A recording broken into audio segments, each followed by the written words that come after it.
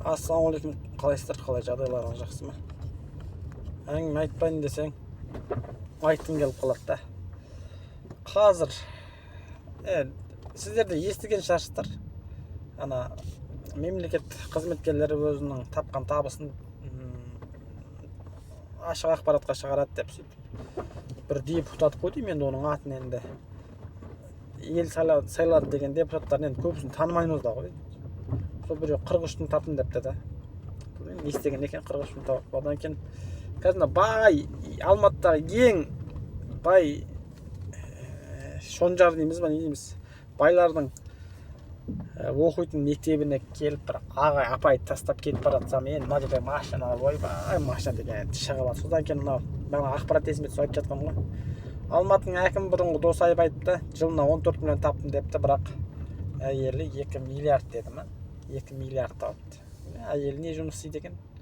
Бізге де айтып қойса, жеңшелерімізге, келіншегімізге, әпкелерімізге айтатын. Жалпы Қазақстан енді сондай болып тұр ғой енді. Қалайсыздар, жақсысыздар ма? Ауылдаймақ бота тайлақ аман есен. Ираннан бастайын. Иранда бұрын соңды болмаған дәрежеде. Айтпақшы, бағана біреу пост салып қойыпты. Осы Иранда көтеріліс болып жатыр дегенді біздің ұлттық арналардан айтып жатыр ма? Бізде телевизор бар, бірақ мен көрмеймін даш. Егер көргендеріңіз болса айтыңыздаршы. Бағана бір пост салып қойыпты. Ирандағы көтерілісті неғып Қазақстанның ұлттық арналары неғып айтпай жатыр депті. Мен өзім көрмедім, шынымды айтайын. Бірақ көтеріліс болып жатыр. Трамптың Fox News'қа берген қазір шыққан ақпарат. Оған қарасаң, Аятолла Хомейни өзінің тоқал-поқалдарын тастап Ресейге қашуға оқталып жатыр деген ақпарат шықты. Иранның енді көтеріліс болып жатқан жердегі бір 3 қаласы дейді ау, қате айтпасам. Сол жердегі Иран үкіметінің несі? Енді әскерлер дейміз ба, солар халық жаққа қарай өтіпті деген ақпарат шықты. Рахмет. Халық жаққа қарай өтті деген ақпарат шықты.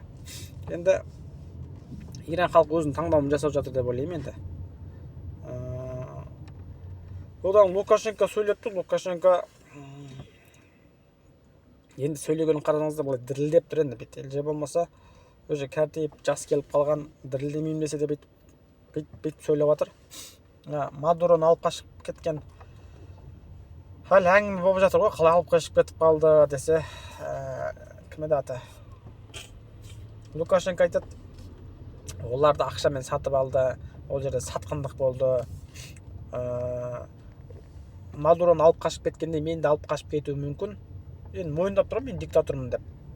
Бірақ дейді, біз мықты болсақ дейді, халқым мықты болса, мен спецназарым мықты болса, барлығымыз мықты болып мен отыра берсем, мен алып қашып кете алмайды деп әңгіме айтып жатыр. Одан кейін кеше ол ақпаратты айтайын деп ұмытып қалыппын.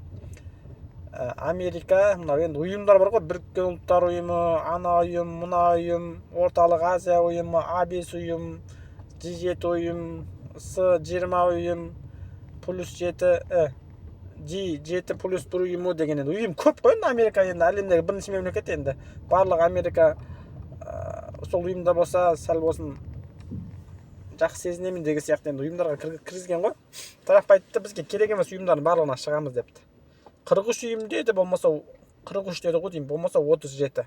Екеуінің біреуі енді көп ұйымнан шығамыз депті. Кендердің ұйымдарың керек емес депті әңгіменің ашығы. Одан кейін мынау кеше тағы Лукашенко айтыпты, мынау Америка неғып алдында екі танкерін, бір София деген танкерін, және де бір атын енді ат тілім келмейді. Сол екі София мен тағы бір танкерін басып алды ғой, мұнайды заңсыз тасып жүр деген танкерін. Сол танкерді, бос танкерді неғып басып алды. Европа және де Украина, Америка барлығы Украинадағы соғыс тоқтатайық деп негізі ниеттеніп жатыр еді. Бұл енді дұрыс емес ғой деген сияқты әңгімені айтыпты. Сол келісім жайлы да бір ақпарат шықты, Зеленский айтыпты. Зеленский енді алдында айтқан, 90%-ға жуық келісімге келіп қалдық деді. Бір Америкаға барып қайтқан соң 95%-ға дейін келіп қалдық. Енді 100% болса мына соғыс тоқтатамыз деген еді. Америка, Трамп айтыпты, енді Трамппен сөйлескен кезде Америка Украинаға 15 жылға кепілдік береді екен. Енді Еуропа шауып кете ма Украинаға, мысалға да, енді Америка шауып, Ресей шауып кете ма, же болмаса Қазақстан шауып кете ма, же болмаса тағы жанындағы елдер шауып кете ма, Беларусь шауып кете ма, Польша шауа ма, солар шауатын болса біз алдында қас қайып тұрамыз, уайымдама деген деп айтқан екен. Бірақ кім айтыпты? Зеленский бізге 15 жыл емес, бізге бір 30-35 жыл кепілдік берсеңдер. Алдында да енді бізде ядролық қарумен, бізден ядролық қаруды Украинадан ядролық бомбаны алған кезде кепілдік берген ғой енді. Сол батыс елдері және де Америка, сол Еуропа бар, Ресейдің өзі Украинаға саған сырттан шабуыл жасайтын болса біз қорған боламыз деп. Енді бір қанша жыл өтті? Бір 20-25 жылдың көлемінде Ресей екінші рет шауып жатыр деген әңгіме. Тағындай бір ақпарат түреді, ұмытып қалдым ғой деймін. Одан кейін әскери бюджетін арттырады екен. Америка 1,5 триллионға дейін жеткізеді екен. Қазір 1 триллион доллар болса, енді 1,5 триллионға дейін жеткіземіз деп Трамп айтыпты өзінің қару істейтін ұсталарына. Қаруды істей беріңдер деп айтыпты. Әлемді қыздырайын деп тұр, не болса да. Енді мен кеше ойлап қалдым, енді Ресейді оқшаулау керек, Ресейге мен қарым-қатынас кешірім сұраймын.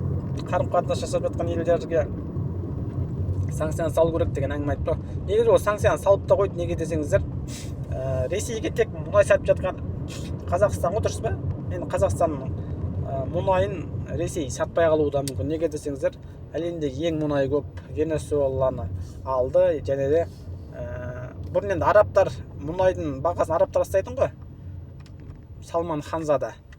Енді жыныма тисеңдер, мен бағасы көтеріп жүрем, анау мынау көп шығарып жүрем, аз шығарып жүрем. Аз шығарып жүрсе баға көтеріліп кетеді, көп шығарып жүрсе баға түсіп кетеді деген сияқты ғой.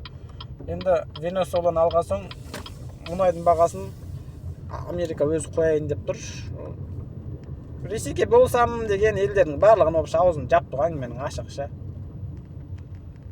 Жалпы сондай. Аятолла Хомейниді айттық. Бағана бір ақпарат, айтпақшы, мына осы ақпарат, бәсе бір ақпарат бар еді менде сақтап жүрген. Мынау Солтүстік Корея бар ғой, Оңтүстік Корея, Солтүстік Корея деген, енді екеуі бір ұлт қой былай қарасаң. Солтүстік Корея Ресеймен ағайын боп қазір көріп жатсыздар. Солтүстік Кореяның азаматтары шөп жеп ғой, әңгіменің ашы, шөп жеп, шүкір деп жүр ғой енді. Диктатуралы ел, атасынан әкесіне, әкесінен баласына қалды. Үшінші ұрпақ Солтүстік Кореяны басқарып жатыр. Солтүстік Кореяны Ким Чен Ын деген, Си Цзиньпин деп қойында.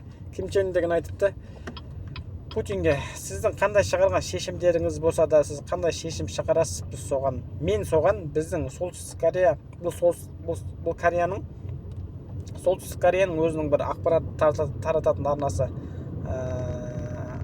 осы ақпаратты беріпті. Ким Чен Ын, Солтүстік Корея, Путин қандай шешім шығарады, болды, кетеміз десе, біз қолдаймыз, же болмаса болды, до конца 300 жылғанша соғысамыз десе, біз қолдаймыз. Біз сізді және Ресейді соңына дейін қолдаймыз деп енді айтыпты анау бала. Ода да ядролық бомба бар, енді бірақ ода көп емес, бірақ бар. Ода бір 50 ұшақты бар шығар деп ойлаймын жобаммен. Басқаларында бір 5,000-5,000-нан бар ғой енді. Америкада 5,000 бар, Ресейде 5,000 бар деген сияқты. Келісімге келмейді ау. Одан кейін кеше Путиннің бір бұрынғы сұхбатыма деп қалдым, бірақ ол жерде Путин шын дұрыс айтты. Біреу айтты дейді, енді оның бір журналист айтты ма екен? Жоқ, Германияның бір саясаткерін айтты ғой деймін. Ой, грипп болып көзден жақсы кетіп отыр. Егер 3-ші дүниежүзілік соғыс басталып кететін болса, 3-ші дүниежүзілік соғыстан кейін бүкіл әлем тас дәуіріне қайтып келеді деген әңгімені айтқан екен. Ол не деген сөз десеңіздер, ядролық бомбамен атсамыз әлем опат болады. Дамыған техниканың барлығын ұмытамыз. Енді ядролық бомба түссе енді есіңді білмей қалуың да мүмкін. Әңгімені ашы, жермен жексен болып кетесің ғой. Соны айтып отыр ғой.